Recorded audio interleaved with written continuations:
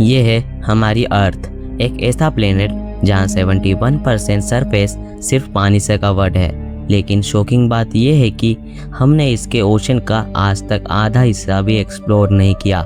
सोचो, इस प्लेनेट पर एक ऐसी दुनिया छिपी है जहाँ ना रोशनी पहुँचती है ना आवाज़, और जहाँ लाइफ के ऐसे रूल फॉलो होते हैं जो सरफेस पर इम्पॉसिबल लगते हैं। और आज हम एक्सप्लोर करने वाले हैं अर्थ के ओशन का वो हिस्सा जो अभी भी एक मिस्ट्री बना हुआ है। तो स्टार्ट करते हैं सबसे बेसिक से।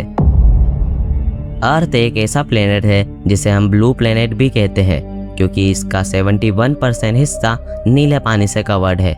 लेकिन ये पानी सिर्फ एक समंदर नहीं है, ये एक पूरी दुनिया है, अपनी अलग जियोग्राफी, अपनी अलग फिजिक्स और अपनी अलग लाइफ के साथ। बिलियन साल पहले जब अर्थ फॉर्म हो रही थी तब वाटर वेपर एटमॉस्फेयर में थे और धीरे धीरे कंडेंस होके बना ये बहुत बड़ा ओशन सिस्टम। और यहीं से शुरू हुई लाइफ। सिंपल माइक्रोब से लेकर कॉम्प्लेक्स ऑर्गेनिज्म तक लाइफ का एवोल्यूशन यहीं इसी समंदर में हुआ। आज भी अर्थ का सबसे ज़्यादा ऑक्सीजन, लगभग 50%, मतलब हर दूसरी सांस जो तुम ले रहे हो वो समंदर की देन है। लेकिन आयरनी तो देखो, जहाँ से लाइफ शुरू हुई उसी जगह को हम ह्यूमंस आज तक समझ नहीं पाए। और शायद इसीलिए ओशन का अनएक्सप्लोर्ड हिस्सा स्पेस से भी ज़्यादा मिस्टीरियस है। अब देखो, अगस्त 1949, पैसिफिक ओशन के बीच में, जहाँ चारों तरफ सिर्फ पानी है, कोई ज़मीन नहीं, एक अमेरिकन रिसर्च वेसल USS अपोन्ड्रिया अपना रूटीन सोनार सर्वे कर रही थी। सब कुछ नॉर्मल था, एक ऑर्डिनरी दिन की तरह। फिर अचानक से सोनार स्क्रीन पर एक सिग्नल आया, इतना बड़ा कि ऑपरेटर्स को लगा मशीन खराब हो गई है, क्योंकि जो शेप उन्हें दिख रही थी वो कोई व्हेल नहीं थी, वो एक पहाड़ था। एक ऐसा पहाड़ जो पूरी तरह समंदर के नीचे छुपा हुआ था, नेमलेस, इनविजिबल और अननोन। और ये तो बस शुरुआत थी, क्योंकि हम जो आगे देखने वाले हैं वो इस डिस्कवरी से 1000 गुना ज़्यादा बड़ा होने वाला है। लेकिन उससे पहले एक नंबर, 361 मिलियन स्क्वायर किलोमीटर, इतना बड़ा है हमारा ओशन। अगर हम पूरी दुनिया के कॉन्टिनेंट्स यानी Asia, Africa, Europe, America, Australia सबको एक जगह रख दें, फिर भी ओशन उनसे बड़ा रहेगा। और इतनी बड़ी दुनिया में से हमने सिर्फ 5% देखा है, सिर्फ 5%। बाकी 95% इस वक्त भी अंधेरे में है, खामोश और अननोन, और शायद जिंदा। तो सवाल ये नहीं है कि वहाँ कुछ है या नहीं, सवाल ये है कि क्या हम वाकई उस 95% को देखना चाहते भी हैं। इस सवाल का जवाब मैं वीडियो के आखिरी में दूंगा, और वो जवाब शायद तुम्हें अनकंफर्टेबल करते। तो देखो, 23 जनवरी 1960 पैसिफिक ओशन के मैरीना ट्रेंच में डॉन वॉल्स, 28 साल का अमेरिकन नेवी लेफ्टिनेंट, और उसके साथ में थे स्विस इंजीनियर जेस्क्यू पिस्कार्ड, जो कि एक सबमरीन में बैठे हुए थे। जिस सबमरीन में वो बैठे हुए थे उसका नाम था ट्राइस्टे। वॉल्स और जेस्क्यू पिस्कार्ड धीरे धीरे नीचे जा रहे थे, पहले 100 मीटर्स, फिर 500 मीटर्स, फिर 1000 मीटर्स। इस पॉइंट पे सनलाइट खत्म हो जाती है, वहाँ अंधेरे के अलावा और कुछ नहीं रहता। वॉल्स ने बाद में बताया था कि खिड़की से बाहर देखने पर उन्हें ऐसा लग रहा था कि उनकी आंखों पर किसी ने ब्लैक पेंट कर दिया हो, कुछ भी उनके लिए विजिबल नहीं था। फिर वो 3000 मीटर्स, 5000 मीटर्स, 7000 मीटर्स नीचे तक गए। 7000 मीटर्स पे अचानक से एक हल्की सी आवाज़ आती है, सबमरीन की आउटर विंडो क्रैक हो गई थी। वॉल्स ने मिशन फिर भी जारी रखा, क्योंकि वो जानते थे ये क्रैक क्रिटिकल नहीं है, लेकिन वो ये भी जानते थे अगर दूसरी क्रैक आई तो वो कभी सरफेस नहीं दे पाएंगे। 10,916 मीटर्स, ये वो पॉइंट था जहां उनकी सबमरीन जमीन से जा टकराई, जिसे आज हम दुनिया की सबसे गहरी जगह मरीना ट्रेंच का चैलेंजर डीप भी कहते हैं। मतलब अगर तुम इस जगह माउंट एवरेस्ट को उल्टा करके डुबा भी दो तो भी बहुत जगह बच जाएगी। वॉल्स ने खिड़की से बाहर देखा, खाली जमीन थी और खाली अंधेरा। फिर अचानक से कुछ हिला, कोई चीज उस अंधेरे में मूव कर रही थी। वॉल्स को उस सेकेंड में एहसास हुआ ये जगह खाली नहीं है। जहाँ प्रेशर इतना ज्यादा था कि स्टील और टाइटेनियम भी फेल हो जाते थे, वहाँ क्या जिंदा रह सकता है? और सबसे इम्पोर्टेंट, वो क्या था जो उस अंधेरे में हिल रहा था? उसका जवाब मिलेगा, लेकिन उससे पहले एक और चीज समझनी होगी। तो वॉल्स चैलेंजर डीप तक तो पहुंच गया था, लेकिन चैलेंजर डीप तो सिर्फ एक पॉइंट था। बाकी 95% ओशन क्यों आज तक एक्सप्लोर नहीं हुआ? तो इसका जवाब है इन 3 विलन्स में। पहला विलन है प्रेशर। समंदर की सरफेस पर प्रेशर होता है जैसे 1 एटमॉस्फेयर, यानी कि वो स्टैंडर्ड एयर प्रेशर जिसमें हम रोज सांस लेते हैं। 1000 मीटर पे ये 100 एटमॉस्फेयर हो जाता है और 10,000 मीटर्स नीचे ये 1000 एटमॉस्फेयर हो जाता है। सिंपल वे में समझे तो एक पेन की नींव जितनी जगह पर 50 हाथी खड़े हैं। वो वेट जो फील हो रहा होगा वही है मरीना ट्रेंच का प्रेशर। अब कल्पना करो वो फोर्स पूरी सबमरीन की सरफेस पर एक्ट कर रही है, हर एक सेंटीमीटर पर। नासा के इंजीनियर्स ने कैलकुलेट किया है कि इस डेप्थ पर एक अनप्रोटेक्टेड ह्यूमन बॉडी 1 सेकेंड से भी कम समय में कंप्लीटली क्रश हो सकती है बिना किसी पेन को फील करे।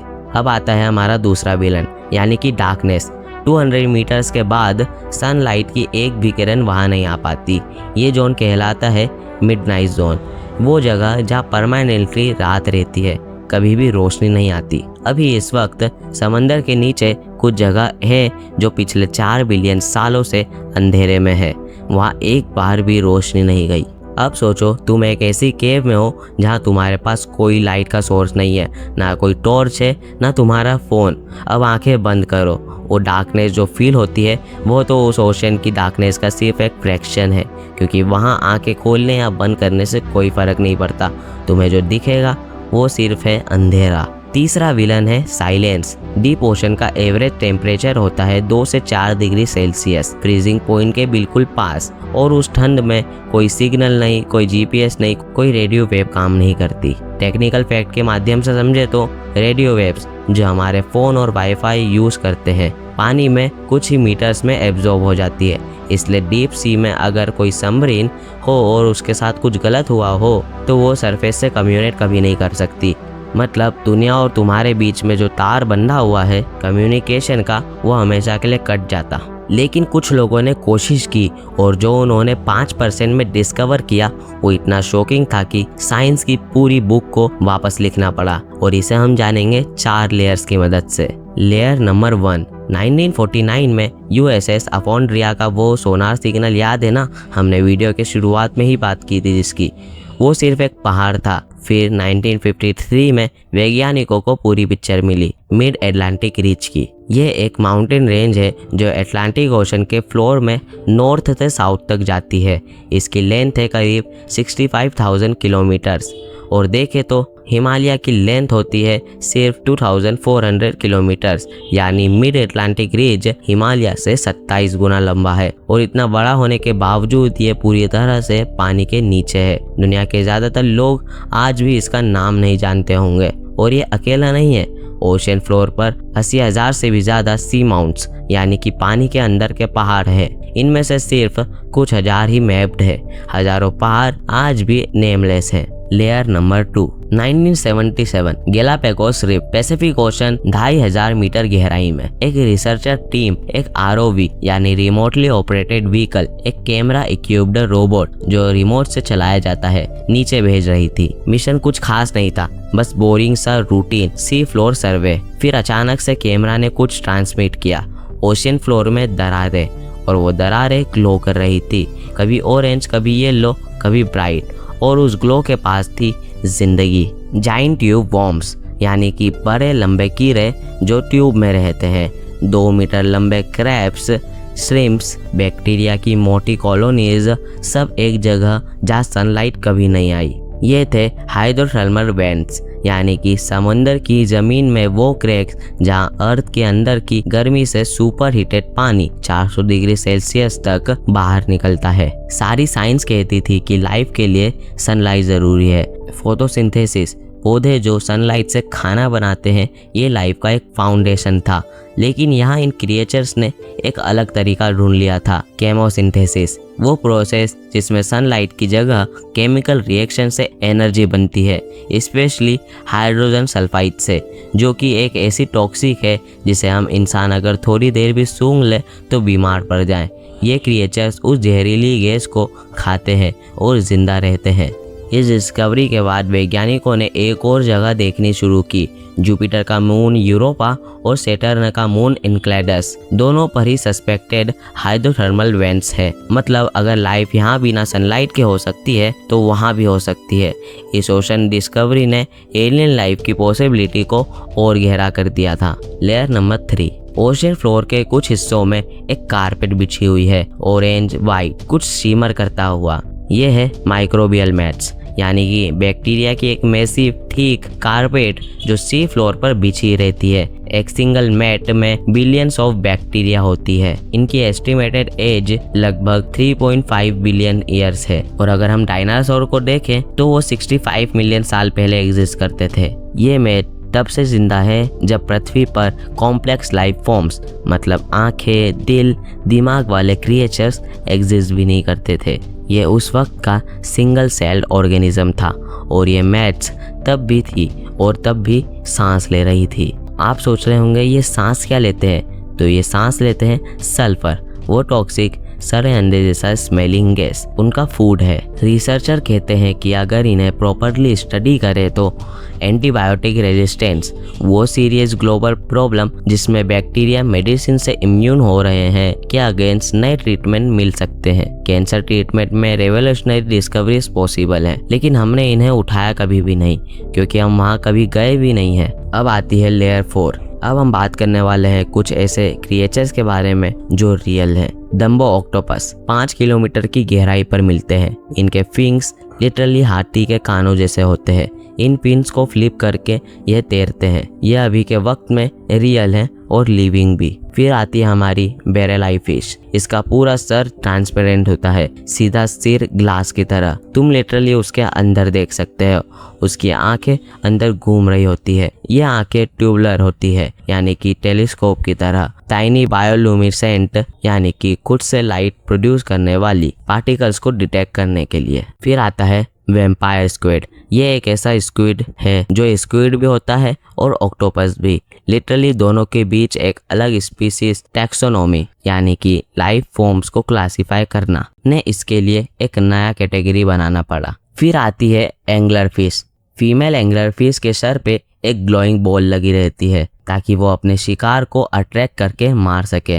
अंधेरे में वो इसी से प्रे को पास बुलाती है और फिर खत्म कर देती है। और मेल एंगलर फिश फीमेल से 60 गुना छोटा होता है। जब दोनों मिलते हैं मेल लिटरली फीमेल की बॉडी में मर्ज हो जाता है परमानेंटली। उनका ब्लड मर्ज होता है, ऑर्गन शेयर होते हैं, वो एक ऑर्गेनिज्म बन जाते हैं हमेशा के लिए। ये सिर्फ डीप सी एवोल्यूशन का रिजल्ट है, क्योंकि इस डार्कनेस में पार्टनर ढूंढना इतना मुश्किल है कि बायोलॉजी ने एक एक्सट्रीम सॉल्यूशन ही डेवलप कर दिया। यह सब सिर्फ उस 5% में मिला हुआ है, लेकिन बाकी के 95% में क्या होगा कौन जाने। रुको, एक सेकेंड के लिए सब कुछ साइड में रख दो। ये डिस्कवरीज अमेजिंग है, लेकिन एक चीज़ है जो मैं तुमसे सीधा कहना चाहता हूँ। हम इस ओशन को बिना समझे बर्बाद कर रहे हैं। डीप सी माइनिंग, यानी कि समंदर के अंदर की ज़मीन से मिनरल और मेटल्स निकालना, मोस्टली ये इलेक्ट्रिक व्हीकल के बैटरीज के लिए करते हैं। अभी इस वक्त ISA, यानी कि इंटरनेशनल सी बेड अथॉरिटी, वो उन बॉडीज़ जो समंदर के लिए रिसोर्स मैनेज करती है के पास 31 कंट्रीज़ की एप्लीकेशन है उन जगहों को माइन करने की परमिशन मांगने के लिए, जिन जगहों को हमने कभी देखा भी नहीं है। 2023 में वैज्ञानिकों के ग्लोबल ग्रुप ने पब्लिकली लिखा, हम उन इकोसिस्टम को डिस्ट्रॉय करने की परमिशन दे रहे हैं जिन्हें हमने अभी डिस्कवर भी नहीं किया। शायद वहाँ वो कंपाउंड्स है जो एंटीबायोटिक रेजिस्टेंस सॉल्व कर सकते हैं। वो स्पीसीज़ है जो हमारी मेडिसिन को वापस लिख सकती है। वो जियोलॉजिकल हिस्ट्री है जो हमारे प्लेनेट को एक्सप्लेन कर सकती है, और हम उन्हें बस कुछ बैटरियों के लिए बर्बाद कर रहे हैं। और एक और बात, हमारी हर दूसरी सांस में जो ऑक्सीजन है वो समंदर से आती है। साइटोप्लैंक्टन, यानी कि माइक्रोस्कोपिक प्लांट्स जो समंदर में है और फोटोसिंथेसिस से ऑक्सीजन प्रोड्यूस करते हैं, से आता है। उस 95% अनएक्सप्लोर्ड एरिया में न जाने कितने साइटोप्लैंक्टन्स होंगे, उनकी हेल्थ कैसी होगी, क्लाइमेट चेंज उनका क्या कर रहा होगा, हमें नहीं पता, क्योंकि हमने कभी उन्हें देखा ही नहीं है। फिर एक डॉक्टर स्लाइविया अर्ले, मेरीन बायोलॉजिस्ट और एक्सप्लोरर, जिन्होंने 1000 से भी ज़्यादा आवर्स ओशियन के अंदर बिताए, उन्होंने एक लाइन कही थी, no ocean no life, no blue, no green. ये सिर्फ एक लाइन नहीं थी, ये एक वार्निंग थी। तो अब आप सोच रहे होंगे क्या अब कोई रास्ता नहीं है, क्या साइंस के पास इसका कोई आंसर है भी? टेक्निकली हम वहाँ क्यों नहीं जा सकते? क्योंकि इसके बीच में 3 बैरियर्स खड़े हैं। बैरियर नंबर 1, डीपेस्ट पॉइंट तक जाने के लिए स्पेशल केरामाइक्स, एक ऐसा मटेरियल जो एक्सट्रीम हीट और प्रेशर दोनों रेजिस्ट करते हैं, और टाइटेनियम एलॉय, 2 या ज़्यादा मेटल्स का मिक्स जो अल्ट्रा स्ट्रॉन्ग चाहिए होता है। एक डीप सी मिशन का कोर्स अप्रोक्सीमेटली $50,000 से $1,00,000 पर आवर होता है। कंपेयर करो तो ISS यानी कि इंटरनेशनल स्पेस स्टेशन का पूरा कंस्ट्रक्शन $150 बिलियन में हुआ था।